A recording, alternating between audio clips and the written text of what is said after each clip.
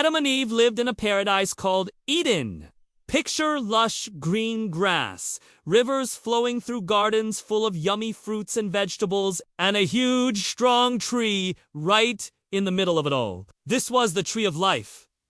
Imagine how amazing it would feel to live in a place like this, where there was more than enough food for everyone and every animal. Also imagine not having to worry about getting sick, being too hot or too cold, or about anything bad happening ever again. In this place, even the animals were friendly and everything was perfect. But there was one rule.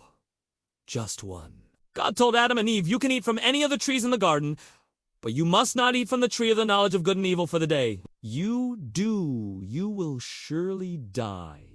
Now, that doesn't sound like a hard rule to follow, does it? Well, maybe not for most of us, but for Adam and Eve, it was harder than they thought. Why? Because of a sneaky snake who was actually the devil disguised as a snake. One day, the devil went up to Eve and asked, "Hey, did God really tell you that you can't eat from that tree?" Eve wasn't sure if the snake was being serious or not, so she answered, "We may eat of every tree in the garden, but not this tree. If we do, we will die." The snake slithered closer and said in a low voice, "You won't die. God is just messing with you. In fact, the moment you eat it, your eyes will be opened. You will be wise.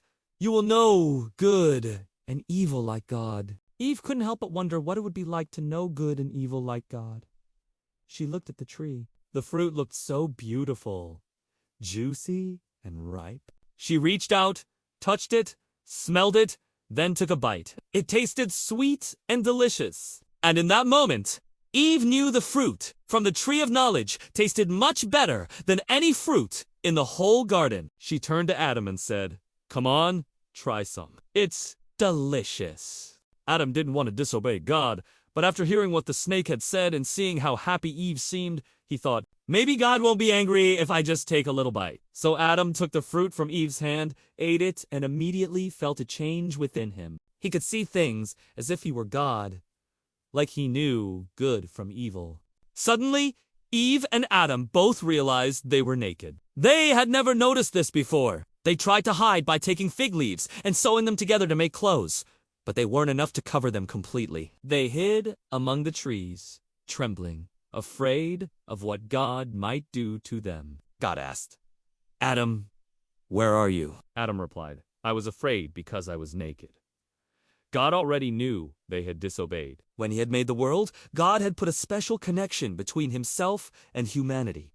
God could feel the connection breaking. God asked again, "Who told you that you were naked?" They had not heard God ask this question. They were so worried about themselves and how naked they were. They didn't realize God was asking them a question. Finally, they realized they had disobeyed. God was upset.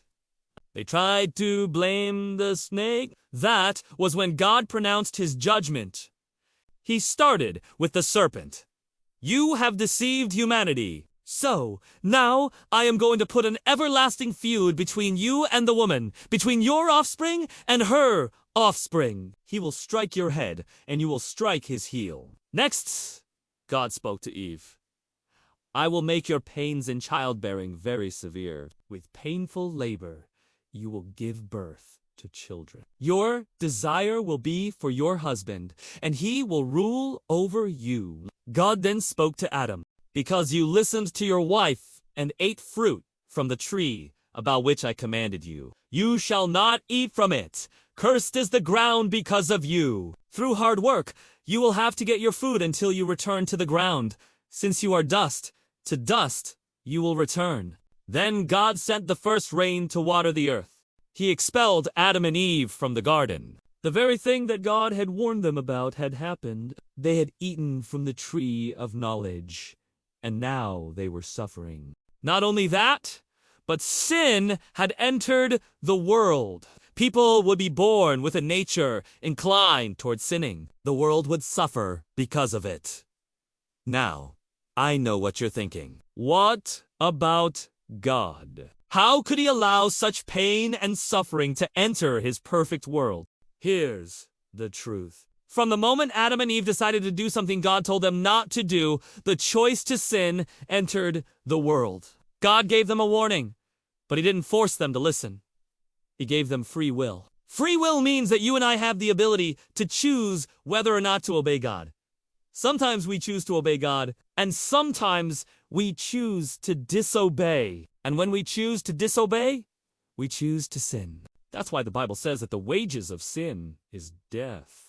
Death is not just when our bodies stop working. When we turn back to God, we receive new life. When Adam and Eve chose to disobey God, death entered the world. But here's the amazing part of the story. God didn't leave them to face this death alone.